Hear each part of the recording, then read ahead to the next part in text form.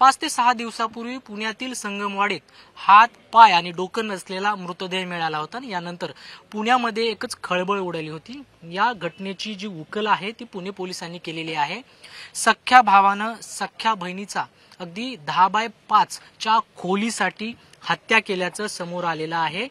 हमीदा खान आणि अशफाक खान या दोघांनी सकीना खान यांचा गळा दाबून खून केला आणि त्यानंतर त्यांचे धारदार हत्याराने शस्त्राने तुकडे केले आणि ते संगमवाडीतील नदीत फेकून दिले। खरं तर 5 ते 7 दिवसापूर्वी त्यांचा जो मृतदेह आहे तो मिळाला। अगदी डोकं, हात आणि पाय नसलेला हा जो मृतदेह होता आणि त्यामुळे एकच खळबळ उडाली होती।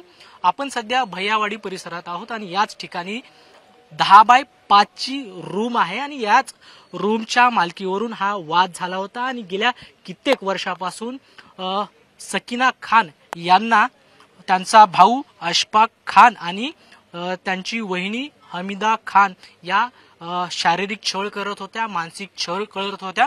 शेजारी असलेल्या एका व्यक्तीमुळे ही घटना समोर आली आणि त्यांनी त्या मिसिंग असल्याची तक्रार शिवाजीनगर पोलीस ठाण्यात दिली। खरं तर ही घटना अत्यंत दुःखद आहे। ही घटना नेमकी कशी समोर आली आणि किती दिवसापासून त्यांना त्यांचे जे भाऊ आहेत त्यांना त्रास देत होते? सकीना खान ही जी मृत व्यक्ती आहे हिला हिचा भाऊ आणि वहिनी गेल्या 5 वर्षापासून सतत त्रास देत होते। अंगावर गरम तेल टाकणं आणि झोपाच्या बेडवर खुजलीचं औषध टाकणं आणि तिला मानसिक आणि शारीरिक शोषण करायचे ते। तर ती दरवेळेस माझ्याकडे यायची आणि काही दिवसांपूर्वी मी तिला बोललो होतो की तू कंप्लेंट दे, खूप सेन्सिटिव्ह वाटते, उद्याला तुला काही कमी जास्त करतील। आणि सकीनाचं खेळीमेळीचं वातावरण होतं, दिवसभर ती इकडे तिकडे काम करायची आणि तिच्या वडिलांनाही त्यांनी घरातनं बेदखल केलं होतं या 10x5 च्या खोलीसाठी। आणि सकीना आमच्या घरी यायची आणि आम्ही सकीनासमोर लहानाचे मोठे झालो आणि सकीना शुक्रवारी दुपारी घरी आली, जेवली आणि 9 वाजता पलीकडच्या घरात जेवली आणि 9 वाजता झोपली। शुक्रवारी झोपली आणि शुक्रवारी रात्री तिच्या भावाने अक्षरशः तुकडे केले।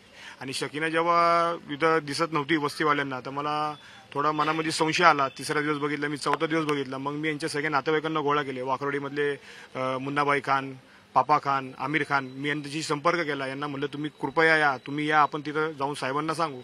आणि शिवाजीनगर पोलीस स्टेशन पी.आय. साहेबांना आम्ही सांगितलं, त्यांनी गांभीर्य ओळखलं आणि त्यांनी चक्र फिरवली।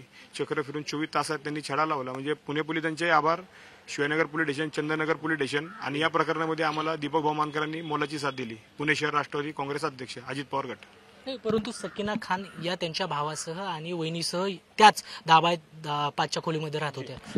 हे एक संगत राहायचे। सकीना खान वरती पोटमाळ्यावर झोपायची आणि जे आरोपी आहे ते नवरा बायको खाली झोपायचे। ते तिकडे ते त्यांच्या तो खोलीचा वाद चालू होता आणि ह्या घराचे डॉक्युमेंट सकीनाच्या नावावर असल्यामुळे त्यांनी तो काटा काढला। परंतु ज्यावेळेस सकीना या ठिकाणाहून बेपत्ता झाल्या होत्या, त्यांची हत्या करण्यात आली होती, त्यानंतर जे आरोपी आहेत त्यांनी तुम्हाला काय सांगितलं होतं?